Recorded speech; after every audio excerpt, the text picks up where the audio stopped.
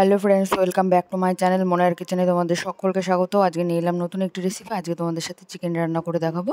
তো এবার দেখো, ফার্স্টে মাংসটা ম্যারিনেট করে নিচ্ছি। আদা রসুন পেঁয়াজ লঙ্কার পেস্ট আর সঙ্গে টক দই। টক দইটা কিন্তু আমি ফেটিয়ে নিয়েছিলাম। এবার টক দইটা এর মধ্যে দিয়ে দিলাম। এরপর দেখো একে একে আমি ইনগ্রিডিয়েন্টসগুলো এর মধ্যে দিয়ে নিচ্ছি। এই দেখো ফার্স্টে দিয়ে নিলাম সরিষার তেল। এরপর কিন্তু আমি পরিমাণ মতো হলুদ অ্যাড করে নিচ্ছি। তারপর দেখো এই যে নুন দিয়ে দিলাম 1 টেবিল চামচ মতো। এরপর দেখো এরপর আমি গুঁড়ো মশলাগুলো অ্যাড করে নিচ্ছি। এই যে ধনিয়া গুঁড়ো, এরপর দিচ্ছি জিরে গুঁড়ো, আর এই যে মিট মশলা। এবার কিন্তু এটাকে কিন্তু আমি ভালোভাবে মেখে নেব। দেখো আর একটু সামান্য গরম মশলা গুঁড়োও দিয়ে দিলাম। তো এবার এটাকে কিন্তু আমি ভালোভাবে মেখে নিচ্ছি ম্যারিনেটের জন্য। তো এই দেখো এবার আমি একে মোটামুটি 30 মিনিট মতো ম্যারিনেট হিসাবে রেখে দেবো। তো দেখো ভিডিওটা আই হোপ তোমাদের খুব ভালো লাগবে।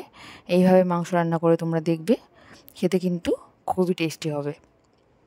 এই যে লেগ পিসগুলোর মধ্যে কিন্তু আমি ভালোভাবে এগুলো মাখিয়ে নিচ্ছি। দেখতেই পাচ্ছ ম্যারিনেশনটা আমার হয়ে গেছে। তো এবার দেখো রান্নাটা করছি। ফার্স্টে দেখো আলুগুলো কিন্তু আমি লাল লাল করে ভেজে তুলে নিচ্ছি। এই যে এবার ওই তেলের মধ্যে আর সামান্য কিছু পরিমাণ তেল অ্যাড করে এর মধ্যে তেজপাতা, গোটা জিরে অ্যাড করে নিলাম। আর এই যে একটু দারচিনি আর একটু এলাচ। এরপর কিন্তু কুচিয়ে রাখা পেঁয়াজ আর টমেটোগুলো এর মধ্যে আমি অ্যাড করে নিলাম। তো এবার এগুলো আমি নেড়ে চেড়ে কিন্তু লাল লাল করে একটু ভেজে নেব।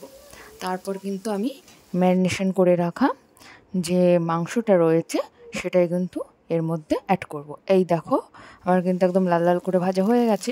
তো এরপর কিন্তু আমি এই চিকেনটা এর মধ্যে অ্যাড করে নিলাম, দেখতেই পাচ্ছ।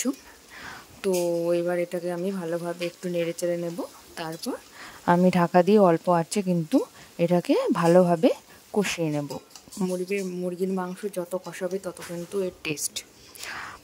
একদম হাই ফ্লেমে নয়, একদম লো ফ্লেমে নয়, মিডিয়াম ফ্লেমে ভালোভাবে কিন্তু এটাকে কষাতে দিতে হবে, তবেই কিন্তু মুরগির মাংসের টেস্ট।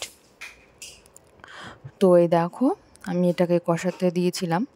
এই যে এটাকে কিন্তু এখনও ভালো অনেকটাই কষানো লাগবে।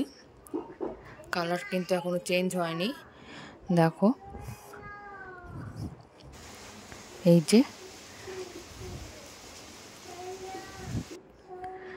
যে দেখো এখন কিন্তু আমার মোটামুটি এটা কষে এসছে।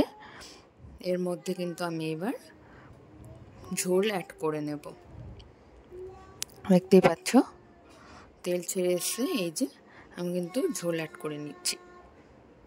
আমি কিন্তু এর মধ্যে একটু গরম জলই অ্যাড করে নিলাম।